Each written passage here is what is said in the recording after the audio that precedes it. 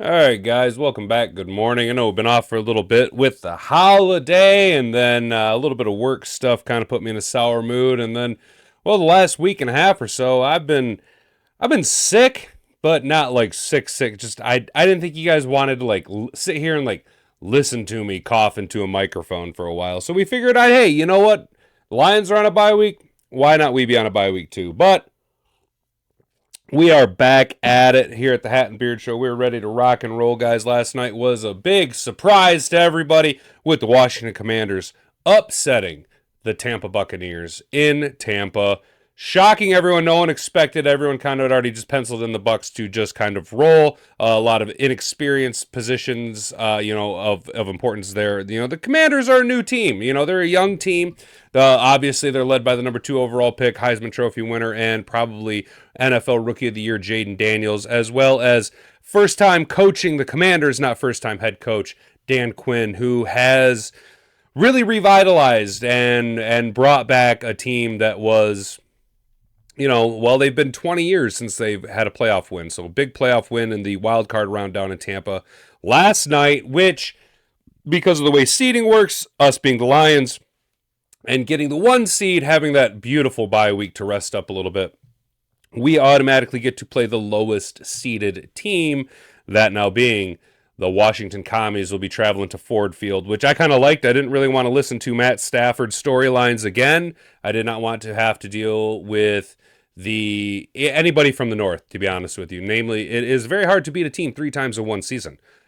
We swept the North, so obviously if we got the Vikings, that would be a 3rd straight matchup.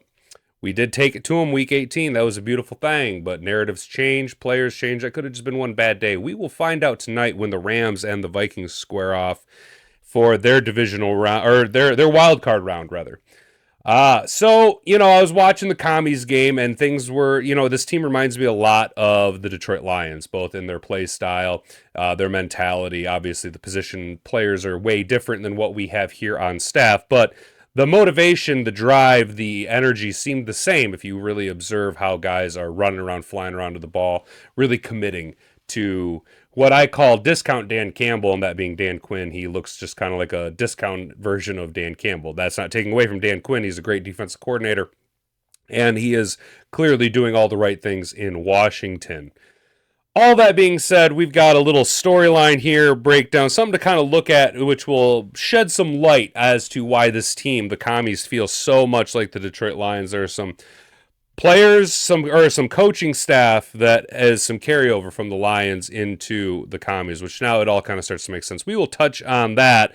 We got an article here from SportsIllustrated.com. Our boy John McCron and Christian Boer coming out with a new nice little article for us to read. But before we do, go ahead and do me a favor. Why don't you walk on over and poke the like button if you enjoy the content that you're watching right now. Go ahead and comment down below what your feelings are on the Lions getting to host the Washington Commies in the divisional round. What is your expectations for health and projections of the game, as well as if you really enjoy what we do here, go ahead and subscribe to the channel. Share this video around with all your friends. It generally helps with the algorithm and helps us grow. So with all that being said, let's just get into it, fellas. So coming to us from sportsillustrated.com/NFL/Lions/news/early storylines. Early storylines for Lions playoff matchup against Commanders. Early thoughts on the Lions divisional round matchup against the Commanders. Again, this is from John McCron. Christian Boer came out about an hour ago. Make sure and give those guys a little bit of appreciation for all their hard work that they do, that we take and read to you. So here we go. You guys see Gibbs just doing yeoman's work over there in the week 18 against the Commanders. Dan Campbell eyeing things on. Here we go. The Detroit Lions are 15-2. Let's go ahead and just pause. See, this is the problem with it. Let's just pause this. There we go. The Detroit Lions are 15-2 and will welcome the Washington Commanders 13-5. Team riding high after their first divisional playoff round, or their first playoff victory in decades, 25 years. That is, they're a lot like us. It's been a long time. They've been a dumpster fire of an organization. Obviously, changing ownership in the past few years has seemed to have helped, as well as they are shucking the woke agenda we will see moving forward. They will be bringing back the Redskins logo. New head coach Dan Quinn has rebuilt the culture and has a young signal caller that earned the respect of his teammates. After decades, the Buccaneers, Jesus man, I cannot read. After defeating the Buccaneers 23-20, a whole new challenge awaits the upstart NFC East squad. Detroit is now rested and will be fully prepared, although not fully healthy, to win in front of their hometown fans at Ford Field. Dan Campbell has his team and the entire organization pulling in the same direction in a season that is Super Bowl or bust. The back-to-back NFC North Division champs are primed as ever to represent the NFC in a Super Bowl that takes place in New Orleans.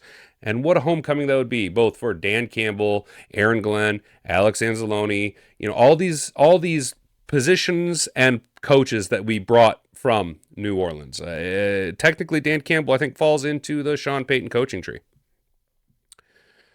How will Lions handle rookie quarterback Jayden Daniels? Jayden Daniels has what is an Achilles heel for our defense, and that is mobility. Washington's rookie quarterback is the favorite to win the NFL Rookie of the Year, as he should. After an exceptional season, he completed 69% of his passes for 3,500 yards and 25 touchdowns through the air. Daniels is a dangerous rushing threat as he rushed for 891 yards and 6 touchdowns. So that is over 30 touchdowns and over 4,000 yards of production in your rookie season. That's pretty good. It's pretty good considering he was the other guy. It was all supposed to be Caleb Williams, but Jayden Daniels, Bo Nix, both had really, really good years leading their teams to the playoffs. Probably because they are talented, but it probably has a lot to do with their head coaches, right? He's dangerous. The Lions have struggled against mobile quarterbacks at points this season, as Buffalo's Josh Allen did kind of give us a little bit of some situations. The Lions are 2-1 this season against mobile quarterbacks. Obviously, Josh Allen in Week 15 beat us barely by the skin of his chinny chin, but the defense was able to contain Kyler Murray in Week 3 and Anthony Richardson in Week 12.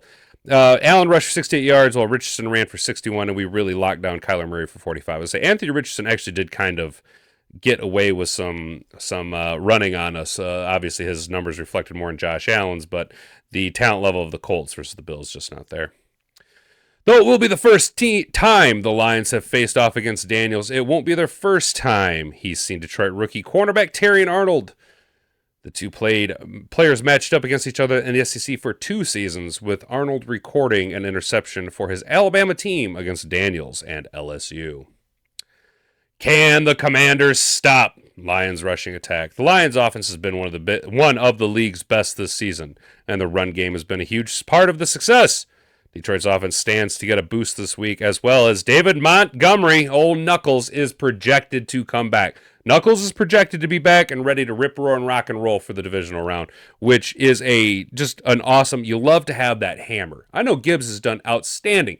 Gibbs has filled in miraculously. That's why he is NFC Player of the Month this last month.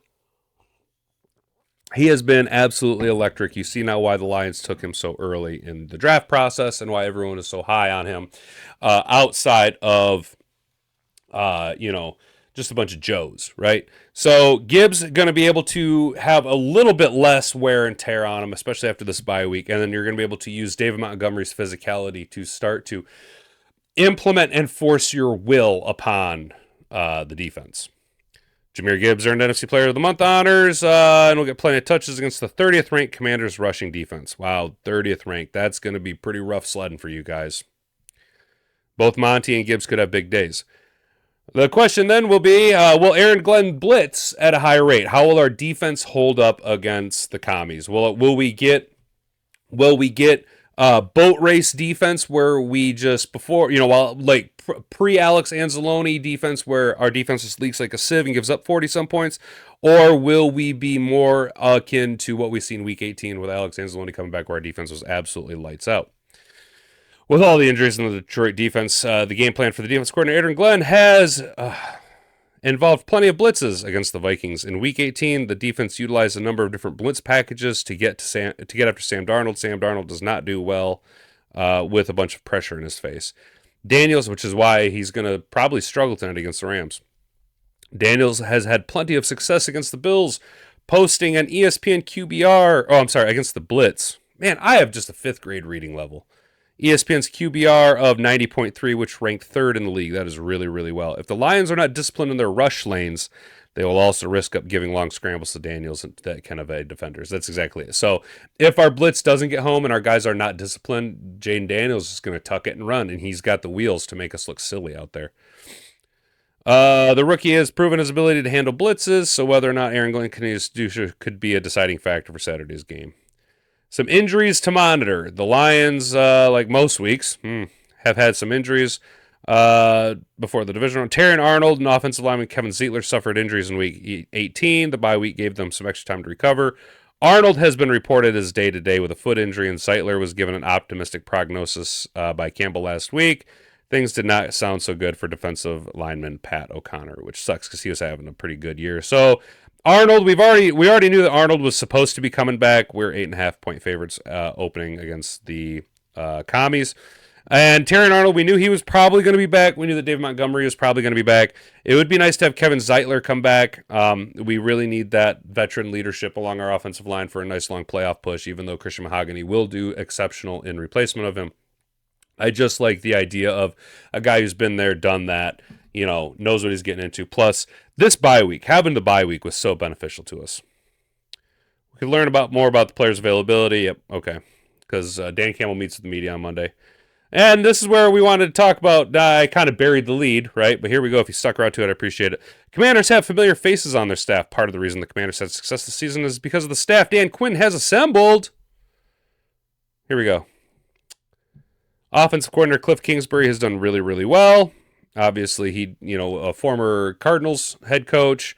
Former Lions quarterback David Blau reportedly aided in the game-winning touchdown call against the Eagles, is currently serving as the Commanders' assistant quarterbacks coach. Good on David Blau. You hate to see it. This week, you're my enemy, but good on David Blau. Former offensive coordinator Anthony Lynn was eventually demoted by Campbell for being let go. He's on the staff there for the Commies. And Lance Newmark is now the first season as the assistant GM for the Commanders. Newmark joined the Commanders after nearly 30 years, 3 decades of NFL experience, including 26 seasons with the Detroit Lions. He has most recently served as a senior director of player personnel for the Lions. So those are some interesting storylines to follow, some things to look out for. We will be monitoring mostly the availability of Montgomery, Terrion Arnold, and Kevin Zeitler moving into as we get closer to game day. But some things to think on, some things to chew on. Let me know what you guys think down below. That's going to be it for me. I've been Hat and Beard. You've been an attentive audience. Bonga bonga. Frig off.